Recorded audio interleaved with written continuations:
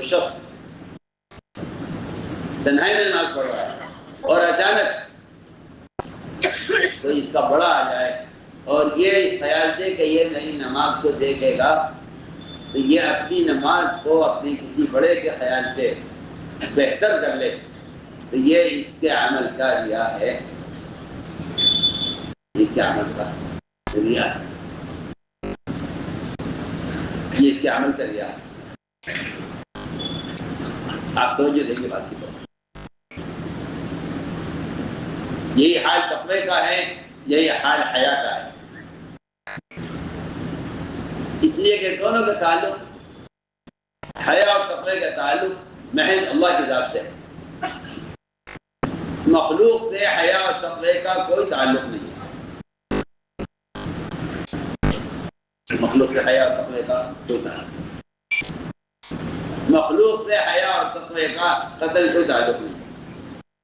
حیا اور تقوی یہ دو ایسی صفتیں ہیں جن کا تعلق سوائے اللہ کے ساتھ کسی سے نہیں۔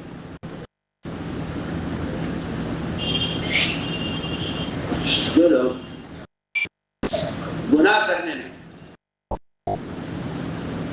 مخلوق سے شرماتے ہیں، ان کی حیا میں کوئی اخلاص نہیں، ان کی حیا میں کوئی اخلاص نہیں ہے جو گناہ کرنے میں مخلوق سے شرماتے ہیں۔ یہاں تک کہ جو لوگ اپنے گناہ کو مخلوق سے چھپاتے ہیں، ان کے گناہ سے بچنے میں بھی اخلاص نہیں ہے،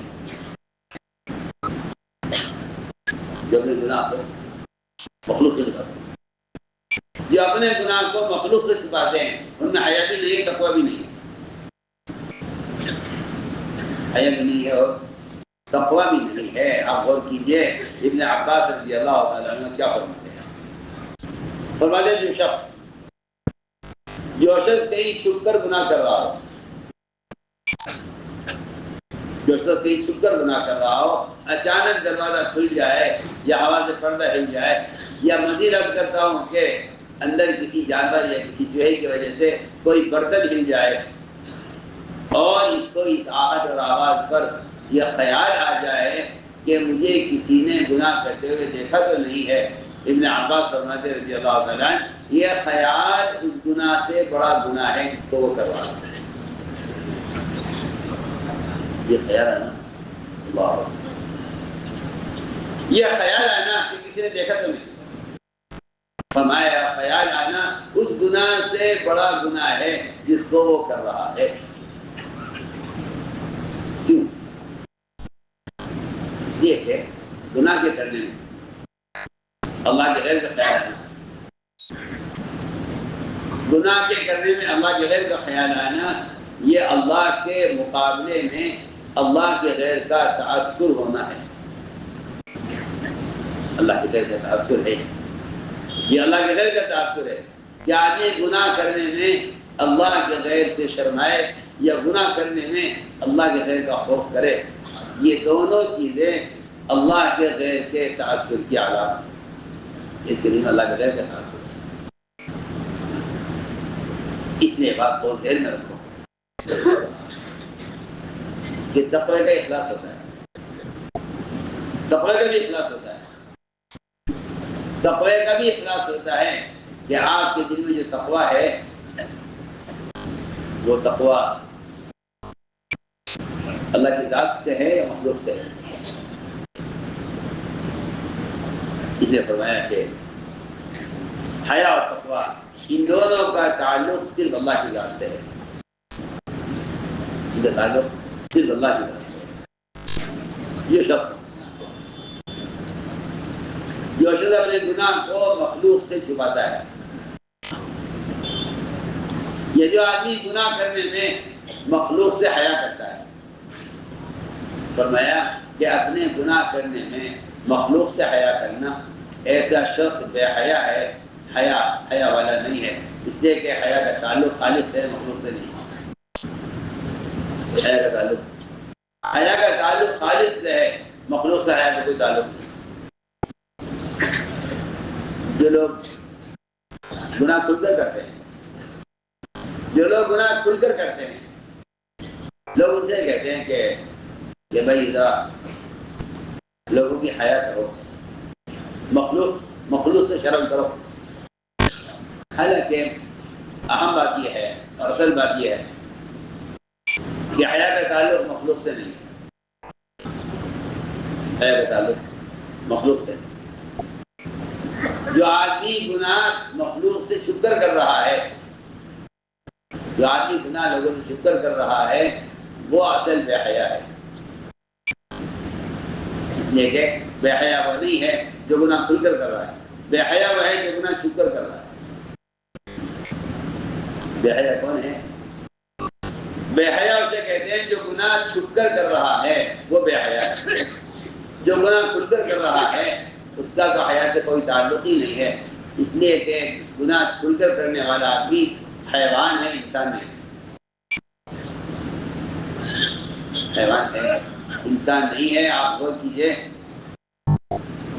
بعض جانور ایسے ہیں،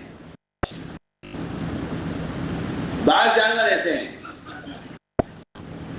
بعض جانور ایسے ہیں جو انسان کے سامنے جھکتی نہیں کرتے۔ جی ہاں، میں بہت اہم بات کرتا ہوں، بلکہ بہت کم جانور ایسے ہیں جو انسان کے سامنے جھکتی کر دیتے ہیں۔ وہ وجہ یہ ہے کہ ایسے جانوروں کا مستقل انسانوں کے درمیان رہنا ہوتا ہے۔ ورنہ میں آپ کو بہت اہم بات کر رہا ہوں، جنگل کے جانور جو وحشی ہوتے ہیں وہ انسانوں کے سامنے جھکتی کرنے سے شرماتے ہیں۔ ہم آپ کو بہت بنیادی بات کرتے ہیں۔ حیوان، بعض حیوانات ایسے ہیں جو انسانوں کے درمیان میں رہتے ہیں، لیکن میں آپ کو بہت تجربے کی بات کہہ رہا ہوں کہ وہ انسانوں کے سامنے قضائے حاجت سے بھی شرماتے ہیں۔ حیا، حیا، میں بہت کام کی بات کہہ رہا ہوں۔ بلی کا مزاج ہے، میں آپ سے بہت بنیادی باتیں کر رہا ہوں، بلی کا مزاج ہے۔ آپ توجہ دیں گے میری بات کی طرف۔ بلی کا مزاج ہے کہ اگر اس کو کہیں چھپ کر قضائے حاجت کی جگہ نہ ملے تو مجبور ہو کر وہ اپنی آنکھوں کو بند کر لیتی ہے اس خیال سے کہ مجھے کوئی دیکھ نہیں رہا۔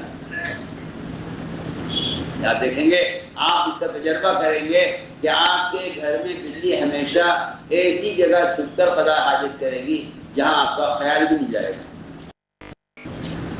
جی ہاں، اس لیے کہ اس کو حیا، شرم آتی ہے انسانوں کے سامنے قضاء حاجت۔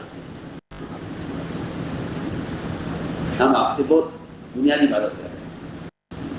فرمایا کہ جو آدمی گناہ کرنے میں مخلوق سے شرما رہا ہے، فرمایا کہ یہ آدمی اس کے انسانوں میں شمار ہی نہیں، اس کے انسان میں شمار نہیں، اس کا انسان میں شمار نہیں ہے جو اپنے گناہ کرنے میں مخلوق کے سامنے کوئی گناہ کر رہا ہے۔ فرمایا کہ اس کے انسانوں میں شمار نہیں ہے۔ حیا کسے کہتے ہیں؟ حیا کہتے ہیں اللہ سے تنہائی میں شرمانے کو۔ حیا کہتے ہیں اللہ سے تنہائی میں شرمانے کو۔ جو آدمی مخلوق کے سامنے گناہ کر رہا ہے، فرمایا کہ اس کا تو انسانوں میں شمار ہی نہیں ہے، اس کا تو جانوروں میں شمار ہے۔ دنیا جب سلمان فارسی کی شادی ہوئی، مجھے حیا اور تقویٰ یہ مجھے سمجھانا ہے پہلے، اس پر کیا وعدے ہیں بات کروں گا بعد میں، پہلے حیا اور تقویٰ کو سمجھنا چاہیے کہ حیا اور تقویٰ کیا ہے۔ سلمان فارسی کی شادی ہوئی، اگلے دن لوگوں نے کہا سلمان ہم نے رات کیسے گزاری؟ سلمان فارسی رضی اللہ تعالیٰ نے ان کے سوال ضرور پھیر لیا، اور دوبارہ کہا کہ سلمان بتاؤ نا رات کیسے گزاری؟ انہوں نے پھر علاج کیا، اس لیے کہ یہ لوگوں کی عادت ہوتی ہے کہ وہ دوستوں سے اپنی سہیلیوں سے عورتیں پوچھتی ہیں کہ رات کیسی گزری۔ سلمان فارسی نے 3 مرتبہ ان سے رخ پھیرا، جب انہوں نے جانے اسلام کیا تو سلمان فارسی رضی اللہ عنہ نے فرمایا میں تمہیں ایک حدیث سناتا ہوں، میں تم کو ایک حدیث سناتا ہوں، تم کے سوال کے جواب میں حدیث سنائیں۔ میں تم سے کوئی آدمی لایا نہیں بات کرے یا تم سے کوئی شخص محمد سوال کرے تو تمہیں چاہیے کہ اس کو ذکر میں مشغول کر دو، یا خیر کام کو کرنے میں یا خیر کی بات کو سننے میں، اصولی بات ہے۔ سلمان فارسی رضی اللہ کے سوال پر جواب یہ دیا کہ میں تمہیں حدیث سناتا ہوں، فرمایا کہ حضور اکرم صلی اللہ علیہ وسلم نے کہ جو شخص اپنی بیوی کے ساتھ رات گزارے سنت کے مطابق حلال طریقے سے، اور صبح وہ لوگوں کو اپنی رات کی کارگزاری سنائے، فرمایا کہ وہ اس جانور اور گدھے کی طرح ہیں جو لوگوں کے سامنے مستی کرتے۔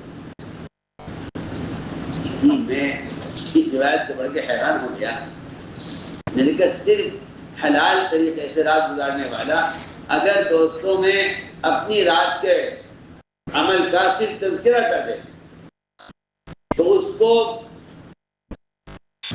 حدیث میں گدھا کہا گیا ہے، اس کو حدیث میں گدھا کہا گیا ہے، جو صرف تذکرہ کر رہا ہے حلال طریقے سے رات گزار کر صرف اپنے عمل کا تذکرہ کر رہا ہے، اس کو گدھا کہا گیا ہے حدیث میں۔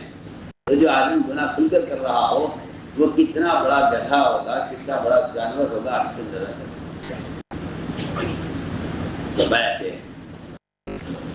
حیا کا تعلق تو تنہائی سے ہے۔ جو آدمی گناہ چھپ کر رہا ہے وہ بے حیا ہے، جو گناہ چھپ کر رہا ہے وہ جو آدمی گناہ چھپ کر رہا ہے وہ بے حیا ہے۔ میں عثمان رضی اللہ تعالی عنہ وہ غسل خانے میں اندھیرے میں جہاں کوئی دیکھنے والا نہ ہو وہاں وہ بدن کے کپڑے غسل میں اتارتے نہیں تھے، کپڑوں کے ساتھ غسل کرتے، کپڑوں کے ساتھ غسل کرتے تھے۔ غسل کر کے نکلے، کسی نے دیکھا، کہا کہ آپ تو نہا کے آ رہے ہیں کہ آج میں کپڑے کیوں گیلے ہو گئے؟ فرمایا کہ ہم غسل خانے میں کپڑے نہیں اتارتے، کہ انہوں نے کہا جب کوئی دیکھنے والا نہیں ہے تو پھر آپ کے کپڑے اتارنے میں کیا حرج ہے؟ کہنے لگے کہ اللہ ہر جگہ دیکھتے ہیں، ہمیں اللہ سے شرم آتی ہے، ہمیں اللہ سے شرم آتی ہے۔ عجیب بات ہے، یہ واقعہ عثمان کے بارے میں ہے، لیکن قرآن کی آیت کہتی ہے کہ سارے صحابہ ایسے تھے۔ قرآن کی آیت، قرآن نے صحابہ کی حیا کو ایسا بیان کیا ہے، اللہ اکبر، قرآن نے صحابہ کی حیا کو بیان کیا ہے۔ عجیب قرآن کی آیت ہے، جس سے معلوم ہوتا ہے کہ صحابہ کرام تنہائی میں اپنی سطر کو اللہ سے چھپانے کے لیے دوہرے ہو جاتے تھے، تنہائی میں رہنا سیدھے پھڑ ہوتے تھے اللہ سے اپنی شرمگاہ کو چھپانے کے لیے۔ تو قرآن نے ان کی صفت بیان کی ہے، الا انہم یسرون صدورہم یستخفون منہ الا حین یستغشون ثیابہم۔ یہ صحابہ کی صفت بیان کی گئی ہے کہ صحابہ ایسے ہیں کہ وہ دوہرے ہو جاتے ہیں حیا کی وجہ سے۔ الا انہم یسرون صدورہم یستخفون منہ، اللہ سے اپنی شرمگاہ کو چھپانے کے لیے دوہرے ہو جاتے ہیں۔ یہ صحابہ کی حیا کی صفت بیان کی گئی ہے قرآن میں۔ میں نے عرض کیا کہ حیا یہ ہے اور تقویٰ اسے کہتے ہیں کہ آدمی گناہ کرنے میں صرف اللہ سے ڈرے، گناہ کرنے میں صرف اللہ سے ڈرے۔ اللہ کا غیر اگر داخل ہو جائے تو پھر کہا جائے گا کہ ان کے تقوی میں کوئی اخلاص نہیں ہے۔ ان کے تقوی میں کوئی اخلاق نہیں، کیونکہ تقوی اصل میں اللہ سے تنہائی میں ڈرنے کو کہتے ہیں۔ تقوی اللہ سے تنہائی میں ڈرنے کا نام ہے۔ چنانچہ فرمایا کہ اگر کوئی شخص، میں نے عرض کر دیا کہ اگر کوئی شخص گناہ کر رہا ہے اور اچانک کوئی آ جائے، یہ پردہ ہل جائے، ابن عباس فرماتے ہیں کہ یہ اس گناہ، یہ خیال آنا بھی اس گناہ سے بڑا گناہ ہے جس کو وہ کر رہا ہے۔ اس لیے فرمایا کہ تقوی صرف اللہ سے ڈرنے کا نام تقوی ہے، صرف اللہ سے ڈرنے کا نام تقوی ہے، جس کے تقوی میں مخلوق کو دخل نہ ہو، جس کے تقوی میں مخلوق کو دخل نہ ہو۔ اگر یہ تقوی ہو تو اللہ تعالیٰ کے اس تقوی پر 5 وعدے ہیں۔ اللہ کے اس تقوی پر 5 وعدے ہیں۔ اگر تقوی ہے، اگر یہ تقوی ہو، اسی کو تقوی کہتے ہیں، اسی کو تقوی کہتے ہیں۔ تو اللہ تعالیٰ کی طرف سے 5 وعدے ہیں۔ فرمایا کہ تقوی کی تعریف یہ ہے، تقوی کی تعریف یہ ہے کہ دونوں طرف کانٹے دار جھاڑیاں ہوں، درمیان میں تنگ راستہ ہو، دونوں طرف کانٹے دار جھاڑیاں ہوں، درمیان میں تنگ راستہ ہو، اور تیز ہوا چل رہی ہو، اور آپ اپنے ململ کی چادر اوڑھ کر نکلے یہاں سے، اور اپنے کپڑے کو اس تیز ہوا میں ان کانٹوں سے بچا کر نکل جائیں تنگ راستے سے۔ فرمایا کہ اس سے تقوی کریں، اس کو تقوی کریں، اس کو تقوی کریں۔ آدمی اپنے گناہ کی تعویل کرتا ہے، اپنے گناہ کی تعویل کرتا ہے کہ اپنے گناہ کی تعویل کرنا یہ تقوی کی ضد ہے۔ اپنے گناہ کی تعویل کرنا تقوی کی ضد ہے۔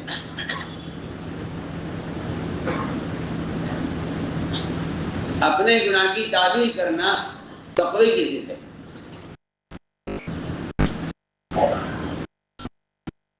اور اپنے آپ کو متهم کرنا یہ تقوی کا تقاضا ہے۔ تقوی کی علامت ہے یہ کہ آدمی اپنے آپ کو متهم کرے اور اپنے گناہ کی تعویل کرے۔ کہ جس آدمی کے دل میں تقوی نہیں ہوتا وہ اپنے گناہ کی تعویل کرتا ہے۔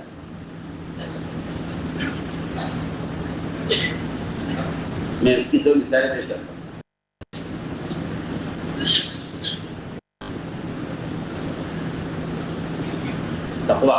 تقوی کہتے ہیں کمال احتیاط کا۔ جیسے میں نے عرض کیا نا کہ دونوں طرف کانٹےدار جھاڑیاں ہوں، تیز ہوا ہو، اس میں سے آپ اپنے کپڑے بچا کر نکل جائیں۔ میں اس کی مثال ہے تقوی کی مثال ہے۔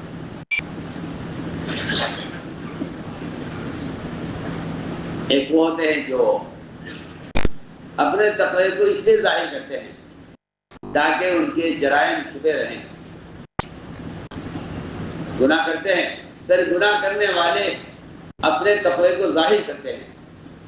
تقوی کو ظاہر کیا جاتا ہے اپنے گناہوں کو چھپانے کے لیے۔ ایک صاحب کو ایک کئی کھجور پڑی ہوئی، اس کھجور کو اٹھایا اور اٹھا کر اس کا اعلان کیا لوگوں میں کہ بھائی یہ کھجور کس کی ہے، کھجور کس کی ہے۔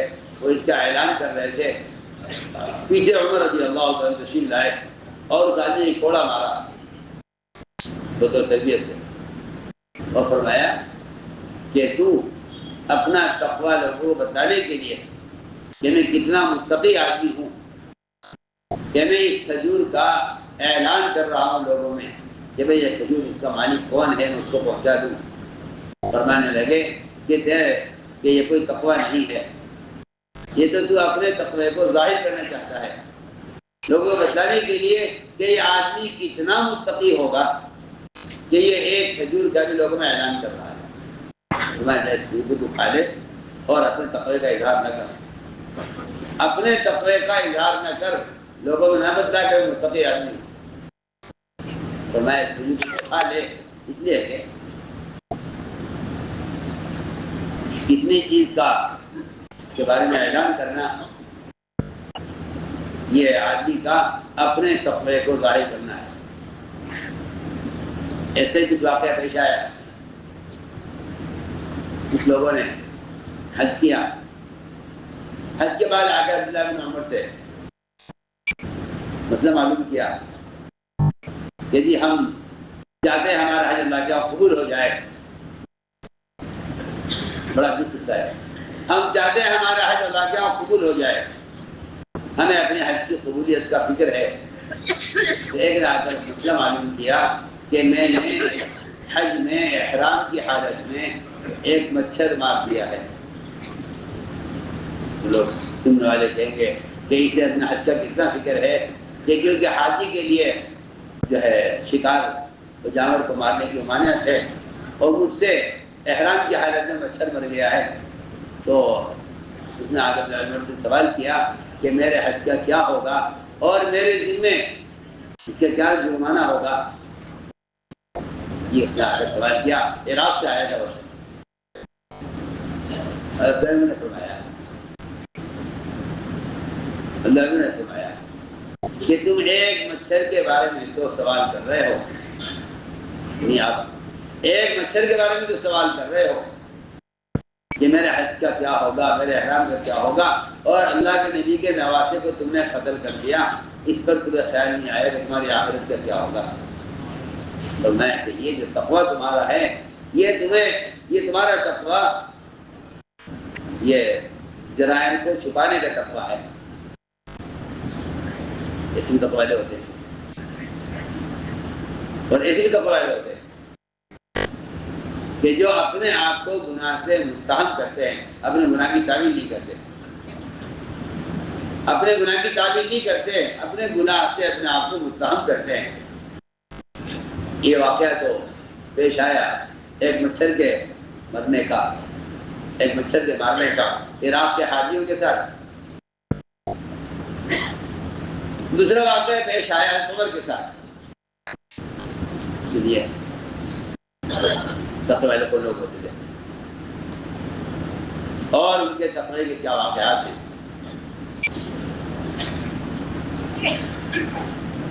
عمر رضی اللہ تعالیٰ نے احرام باندھا، لبیک پڑی، اور احرام باندھ کر آنے لگے حرم کی طرف، تو وضو کا تقاضا ہوا، وضو کے لیے احرام اتارا، اور احرام اتار کر انہوں نے ایک کھٹی پر لٹکایا، اس کھٹی پر کبوتر بیٹھا ہوا تھا۔ انہیں خیال یہ ہوا کہ یہ احرام پر بیٹ نہ کر دے، احرام کو خراب نہ کرے، انہوں نے اس کھٹی پر جب احرام لٹکانے لگے تو وہ کبوتر کھٹی سے اڑا اور دوسری دیوار پر کھٹی لگی ہوئی تھی، اس سے جا کر اس کھٹی پر پہلے سے سانپ بیٹھا ہوا تھا، اس سانپ نے کبوتر کو ڈس دیا، یہ کبوتر مر گیا۔ عمر رضی اللہ تعالیٰ نے فقہاء کو جمع کیا، علماء کو جمع کیا، اور فرمایا کہ بتلاؤ میرے احرام کا کیا ہوگا، میں ذریعہ بنا ہوں ایک کبوتر کے مرنے کا، میں نے اس کو یہاں سے اڑایا ہے، اگر میں احرام نہ لٹکاتا تو یہاں سے نہ اڑتا اور جا کے کھلی مرنا بیٹھتا جس پر پہلے سے سانپ بیٹھا ہوا تھا۔ حالانکہ تمہیں تو نہیں معلوم تھا کہ یہاں سانپ ادھر بیٹھا ہوا ہے، یہ بھی معلوم نہیں تھا کہ وہاں جا کر بیٹھے گا۔ حضرت نے فرمایا کہ مجھے مسئلہ بتاؤ کہ میرے احرام سے کیا ہو۔ لوگوں نے کہا عمر آپ پر کچھ نہیں ہے۔ حضرت علی خاموش تھے، فرمایا علی آپ کو خاموش آپ بتائیے کہ ہاں عمر ہمارا خیال تو یہی ہے کہ تم ذریعہ بنے ہو اس کبوتر کی ہلاکت کا احرام کی حالت میں، لہٰذا سنت جنایت سے میں تو آپ کو بتانا چاہتا ہوں کہ لوگ اپنے گناہ کی تعمیل نہیں کرتے تھے، اپنے گناہ کی تحقیق کرتے تھے، اپنے گناہ کو ثابت کرتے تھے، اپنے گناہ کی تحقیق، اپنے گناہ کو ثابت کرتے تھے کہ مجھ سے گناہ ہوا ہے. تو مجھے عرض کرنا تھا کہ سب سے اہم بنیادی صفت تقویٰ ہے، جس پر ساری نیکیوں کا مدار ہے. التقویٰ ملاک الحسنات، جتنی بھی بڑی چھوٹی نیکیاں ہیں ان سب کا مدار تقوی پر ہے. اور قرآن نے یہاں تک کہہ دیا ہے کہ ان نیکیوں کی قبولیت کا مدار بھی تقوی پر ہے. انما یتقبل اللہ من المتقین. تو فرمایا کہ اس کو تقویٰ کہتے ہیں. اس کو تقویٰ کہتے ہیں. تقوی پر اللہ کی طرف سے 5 وعدے ہیں. تقوی پر 5 وعدے. پہلا وعدہ یہ ہے، پہلا وعدہ یہ ہے کہ ہم متقی کے نکلنے کا راستہ بنائیں گے، چاہے راستہ کھلنا کتنا بھی ناممکن ہو جائے. اللہ اکبر. اگر 7 آسمان و زمین آپس میں ملا دیے جائیں، 7 آسمان و زمین آپس میں ملا دیے جائیں اور اس درمیان میں کسی کو گناہ میں مبتلا کیا جائے اور وہ بچ کر اس گناہ سے بچنا چاہے، وہ اس گناہ سے بچنا چاہے تو اللہ کی قسم اللہ تعالیٰ 7 آسمان زمین میں سے اس کے نکلنے کے راستہ بنائے. ہم یہ بات یاد کر رہے ہیں کہ اس زمانے میں مسلمان کے پاس گناہ کرنے کے لیے، اللہ کے احکام کو توڑنے کے لیے، گناہ کرنے کے لیے اور احکام کو توڑنے کے لیے مسلمان کے پاس قانون ایک عذر مل گیا ہے. اس کو حالانکہ میں آپ سے بے تکلف کہتا ہوں کہ قانون نہ کوئی عذر ہے، نہ کوئی اصول ہے، نہ کوئی اللہ کا ضابطہ ہے. قوانین جتنے بھی ہیں اسلام کے احکام کے خلاف عالمی سطح پر جتنے قوانین ہیں، اگر کوئی میری بات پر توجہ دے لے تو حقیقت یہ ہے کہ یہ سارے قوانین مومن کے امتحان کے لیے ہیں کہ تم اس رکاوٹ میں کیا کوشش کرتے ہو. اور اس کوشش میں مسلمانوں کی اکثریت ناکام ہے. اکثریت ناکام ہے کیونکہ اکثریت میں کہتا ہوں اکثریت مجرم ہے، اس لیے کہ وہ اس کے خلاف کوشش نہیں کرتے. ورنہ یہ ناممکن بات ہے کہ اللہ تعالیٰ کوئی بندہ گناہ سے بچنا چاہے، اللہ اس کو نہ بچائے. وما ربک بظلام للعبید، کہ اللہ تعالیٰ بندوں پر ظلم کرنے والے نہیں ہیں کہ اس کو حرام سے بچنے کا حکم بھی دے اور حرام سے بچنے کا راستہ نہ دے. یہ کیسے ہو سکتا ہے؟ دنیا آج زمانے میں بے شمار قوانین اور بے شمار احکام ایسے ہیں جنہیں مسلمان قانون کی وجہ سے چھوڑ رہا ہے یہ کہہ کر کہ اس میں قانون کی خلاف ورزی ہو رہی ہے.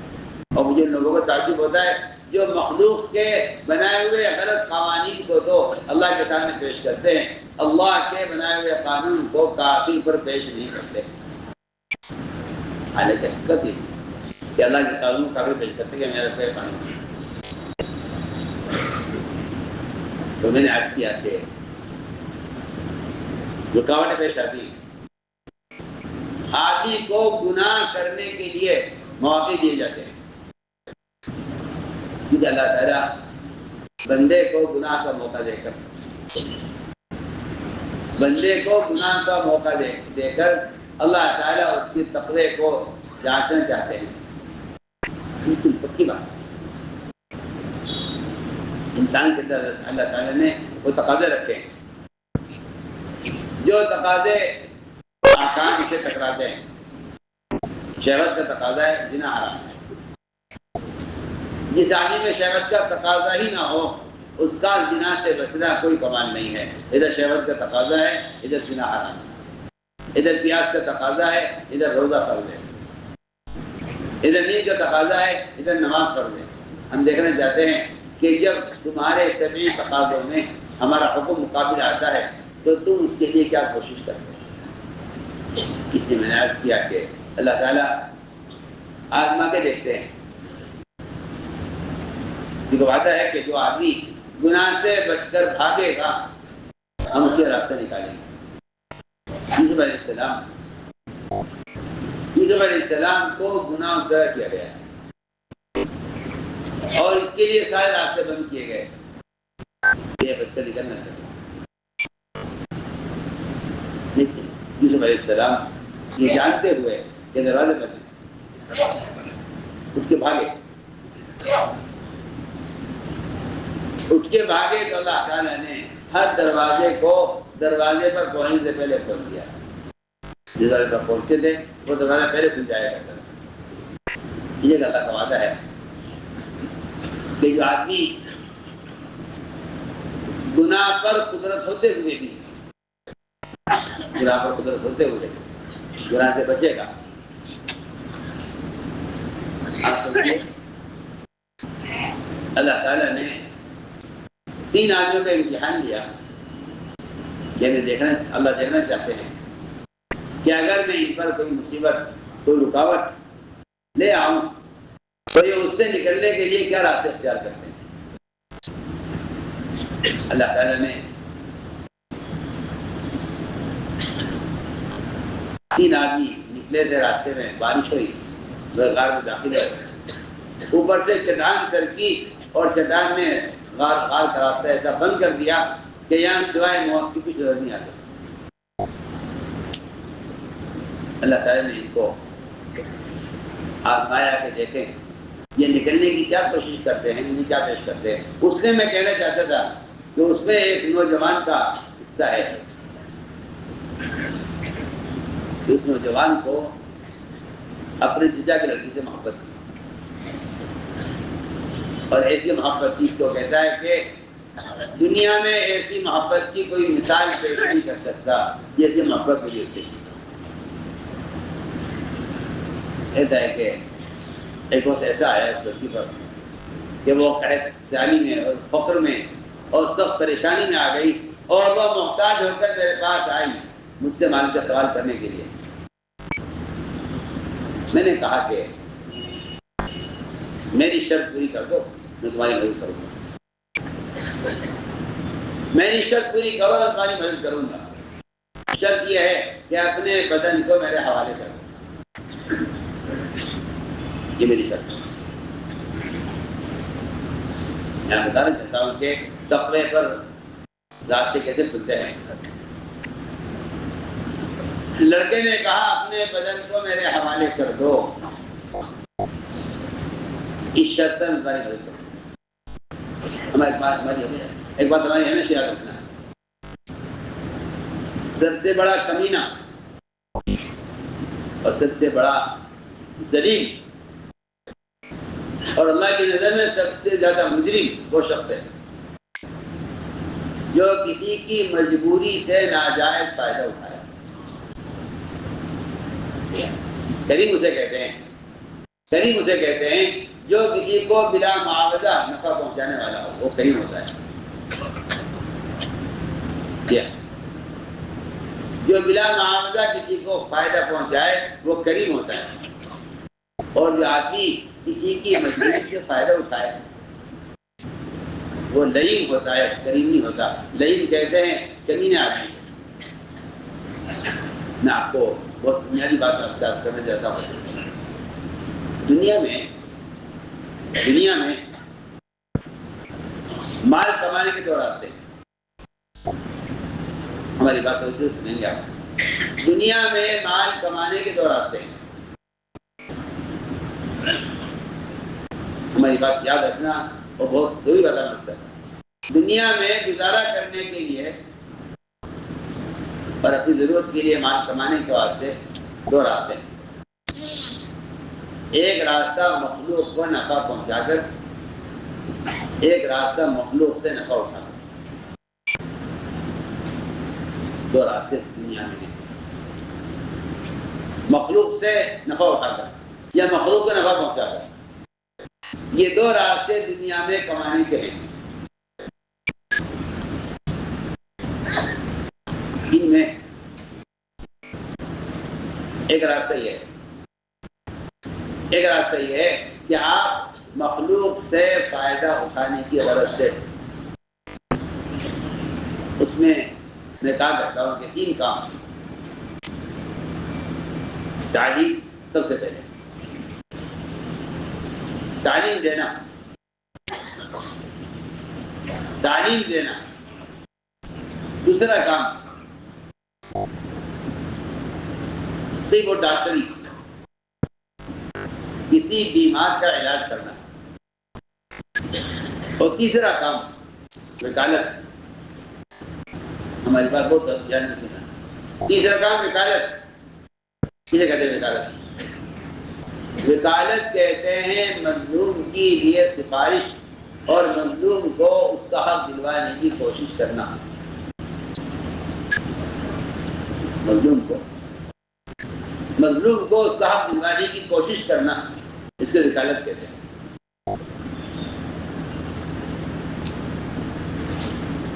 یہ تینوں کام ایسے ہیں کہ ان تینوں کاموں میں انسان مجبور ہے. بیمار مرض سے پریشان ہے، جاہل اپنی جہالت سے پریشان ہے، اور مظلوم ظالم سے پریشان ہے. آپ توجہ دیں گے میری بات کی طرف. مظلوم ظالم سے پریشان ہے، ظلم سے، اور جاہل جہل سے پریشان ہے، اور بیمار اپنے مرض سے پریشان ہے. یہ تینوں وہ قسمیں ہیں، مظلوم، جاہل اور جہل. مظلوم اور جاہل اور بیمار. آپ میری بات پر توجہ دیں، میں کچھ کہنا چاہتا ہوں. یہ تینوں وہ قسمیں ہیں جن سے فائدہ اٹھانا کمینے پن کی بات ہے.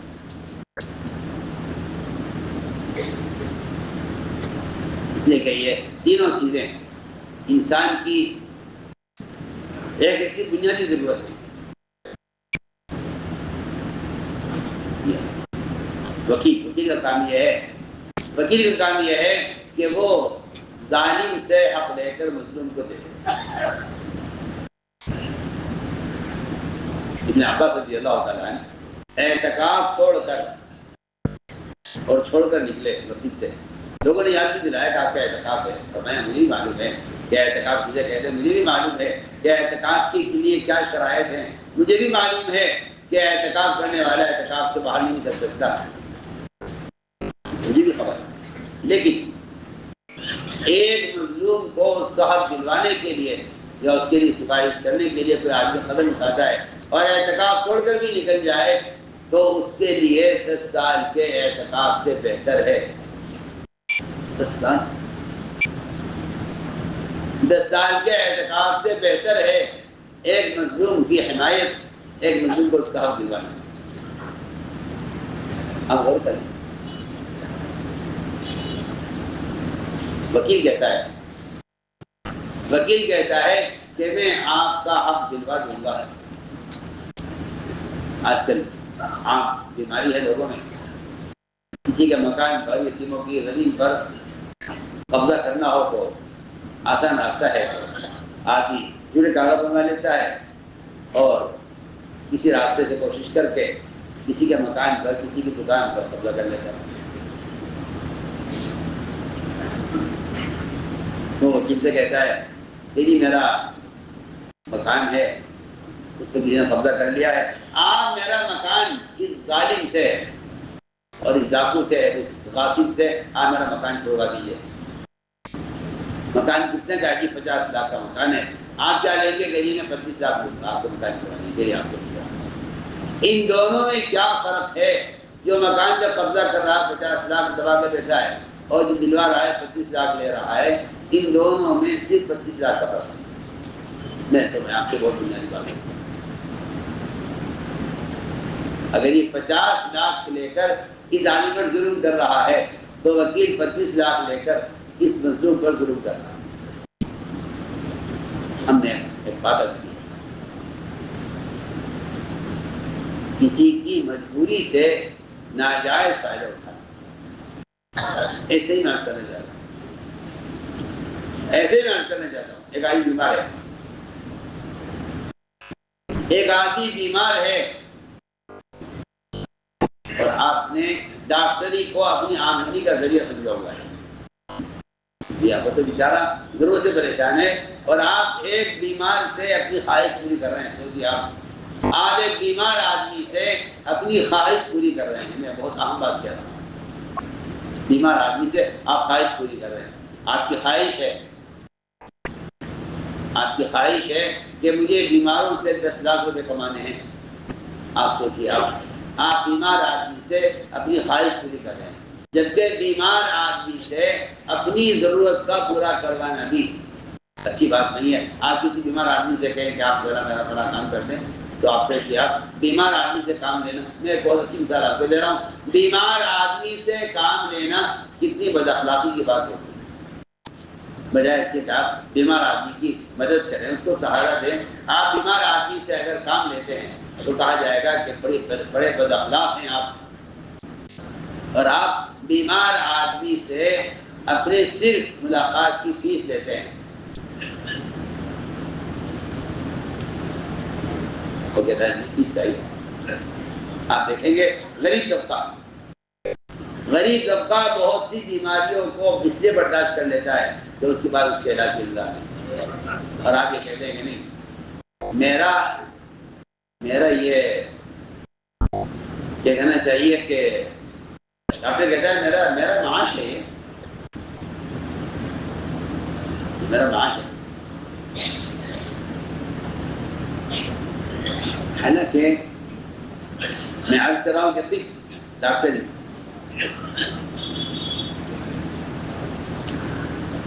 یہ کمانے کا، میری بات پیسے میں نہ آئے کسی کے، یہ کمانے کا ذریعہ نہیں تھا، یہ خرچ کرنے کا راستہ تھا۔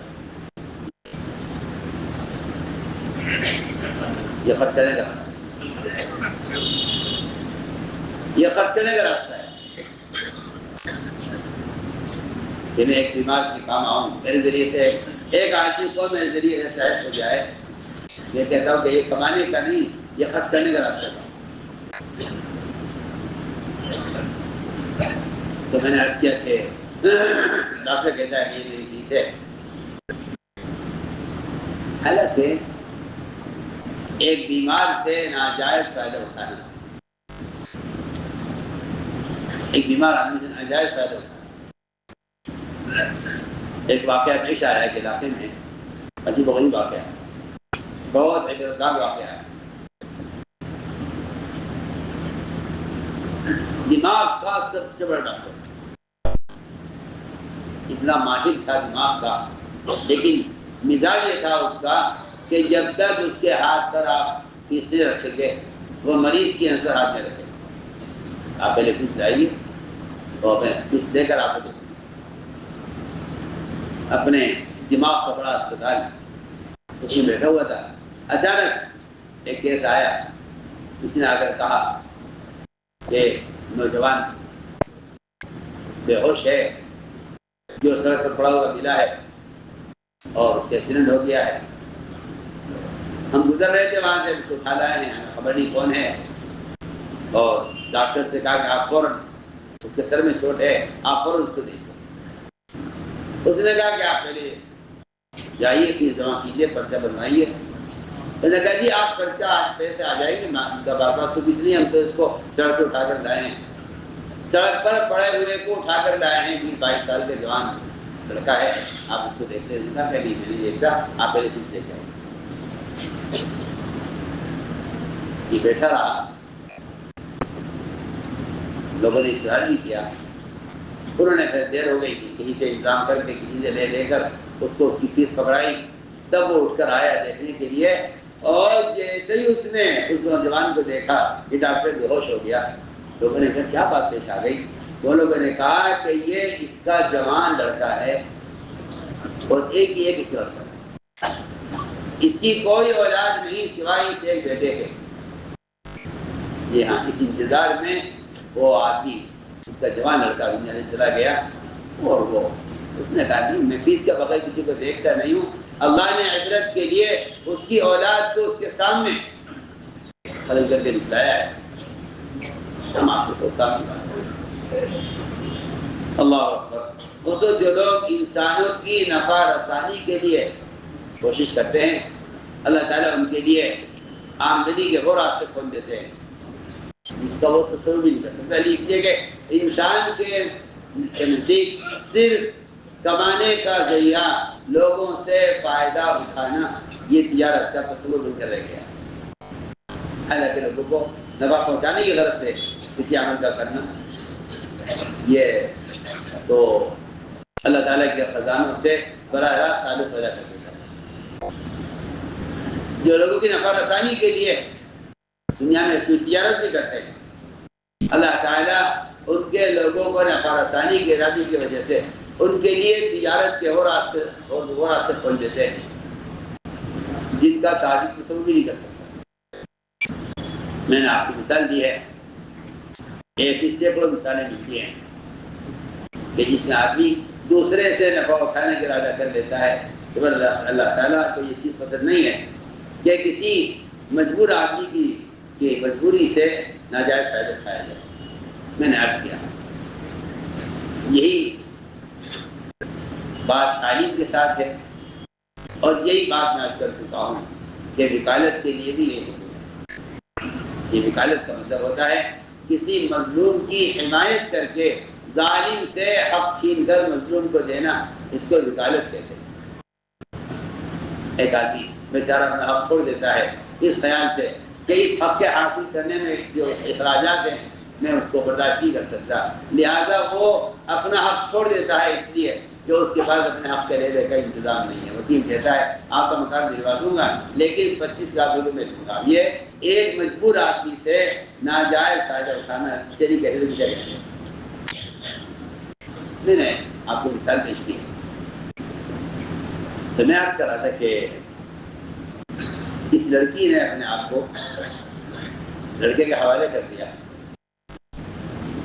اللہ اکبر۔ یہ جوان کہتا ہے میں اپنی چچا کی لڑکی کی ٹانگ کے درمیان بیٹھ گیا اور مجھے کوئی روکنے والا نہیں تھا، نہ مجھے کوئی دیکھنے والا تھا، مگر میں نے صرف اے اللہ تیرے خوف سے یہ کام نہیں کیا۔ یہاں کوئی مجھے دیکھنے والا، روکنے والا، ٹوکنے والا کوئی نہیں تھا، میں نے صرف تیرے خوف سے یہ کام نہیں کیا۔ اے اللہ میں اس گناہ سے صرف تیری وجہ سے بچاؤں۔ اور میں نے مزید یہ کیا کہ میں نے وہ مال اس کو دے دیا۔ اس نے کہا بھی مجھ سے کہ تیری تو جو ہے شرط پوری نہیں ہوئی تو یہ مجھے کیوں دے رہا ہے؟ میں نے کہا کہ میں یہ کام نہیں کروں گا، یہ مال کیوں لے جائے؟ اے اللہ میں نے اس پر احسان کیا ہے اور تیرے حکم کی وجہ سے اور تیرے خوف کی وجہ سے میں نے اس سے یہ گناہ نہیں کیا۔ اے اللہ کی چھٹانا چاہ رہے ہمیں نہیں۔ روایت میں ہے اس کے اس تقوی پر شیطان سر کی رہا ہے کہ اللہ تعالیٰ کا وعدہ ہے کہ جو آدمی تقوی اختیار کرتا ہے ہم اس کے نکلنے کے لیے راستہ بنا دیتے ہیں، اس کے نکلنے کے لیے راستہ بنا دیتے ہیں۔ ایک بات یہ ہے تقوی من یتق اللہ یجعل لہ مخرجا ویرزقہ من حیث لا یحتسب۔ اور ہم ایسی جگہ سے دیتے ہیں جہاں ان کا گمان خیال نہیں پہنچ سکتا۔ ایک صحابی تھے اور بھی نمائیں مشرکین کے قید میں تھے اور اتنا عرصہ وہ مشرکین کے قید میں رہے کہ ان کے والدین ان کی رہائی سے مایوس ہو گئے کہ جی اس کی واپسی نہیں۔ حالات معلوم کرتے تھے لوگوں کے ذریعے، پتہ چلا کہ اس کو تانت سے باندھا ہوا ہے۔ تانت ایک ایسا مضبوط رسی ہوتی ہے کہ جو ٹوٹتی بھی نہیں ہے، کٹتی بھی نہیں ہے، کہ اس سے ان کو باندھا ہوا ہے۔ آقا کے رسول اللہ میرا بیٹا آؤ، وہ مشرکین کے قید میں ہے اور میں اس کی رہائی سے مایوس ہو چکا ہوں، کیا کروں؟ آپ نے فرمایا کہ عوف کو اتنی خبر پہنچا دو کسی طرح کہ وہ لا حول پڑھا کرے، لا حول ولا قوت الا باللہ العلی العظیم۔ ان کلمات کو زمانے میں سے مسلمان اللہ مجھے معاف فرمائے کچھ سمجھتا ہی نہیں ہے، بلکہ کچھ مزاج ایسا بن گیا کہ آدمی وہاں لا حول پڑھ لیتا ہے جہاں اس کی مرضی کے مطابق کام نہیں ہوتا۔ جو بات جو چیز ناپسند ہوتی ہے اس میں لاحول پڑھ لیتا ہے، اسے پتہ ہی نہیں ہے کہ لا حول ولا قوت الا باللہ یہ ان کلمات کا اللہ کیا کیا درجہ ہے۔ اللہ اکبر۔ فرمایا کہ یہ عرش کے خاص خزانے سے یہ کلمات نکال کر لائے گئے ہیں، اور بلکہ حدیث میں آتا ہے کہ جو آدمی لا حول کی کثرت کرتا ہے، جو آدمی لا حول کی کثرت کرتا ہے، اللہ حدیث میں فرمایا اللہ اس پر سے نقصان کے 99 دروازے بند کر دیتے ہیں۔ اللہ اس پر سے نقصان کے 99 دروازے بند کر دیے جاتے ہیں اس شخص پر جو لا حول کی کثرت کرتا ہے۔ اور فرمایا اگلی حدیث کا ٹکڑا یہ ہے کہ اس میں سب سے ادنا اور چھوٹا دروازہ رنج اور غم ہے۔ بظاہر بات ہے کہ آدمی اگر رنج اور غم ہوتا ہے تو آدمی جو ہے رنج اور غم سے پریشان ہو جاتا ہے۔ فرمایا کہ سب سے ادنا دروازہ یہ ہے اس کا کہ رنج اور غم آدمی کا ختم کر دیا جاتا ہے جو آدمی لا حول کا اہتمام کرتا ہے۔ فرمایا کہ آپ نے کہ اس سے کوئی لا حول پڑے، اسے لا حول پڑی، دانت ٹکڑے ٹکڑے ہو گیا اور کھل گیا، یہ وہاں سے اٹھے، باہر نکلے، سارے مشرکین سو رہے تھے اور ایک یہ لڑکی اونٹی بیٹھی ہوئی تھی جو اس پر سوار ہو کر باہر نکلے تو سارا میدان اونٹوں سے بھرا ہوا تھا، سارا میدان اونٹوں سے بھرا ہوا تھا۔ انہوں نے ایک اشارہ کیا، وہ سارے اونٹ ان کے ساتھ ہو گئے، یہ سب کو لے کر اپنے گھر پہنچے۔ ماں نے کہا مجھے بیٹے کی آواز معلوم ہوتی ہے، باپ نے کہا بیٹے سے آنے سے تو مایوس ہو جاؤ، وہ تو چھوٹ نہیں سکتا مصباح کے ہاتھ سے۔ دروازہ کھولا تو اوس بن مالک رضی اللہ تعالیٰ عنہ وہ اونٹ پر سوار سارے اونٹوں کو لے کر یہاں پہنچے۔ اللہ نے اتنی بڑی مالیت کے ساتھ ان کو کفار سے رہائی دی ہے لا حول کے پڑھنے پر۔ کس طرح آیت نازل ہوئی، من یتق اللہ یجعل له مخرجا ویرزقه من حیث لا یحتسب، کہ یہ آدمی تقوی اختیار کرتا ہے، ہم اس کو رزق ایسی جگہ سے دیتے ہیں جہاں اس کا گمان خیال نہیں پہنچتا۔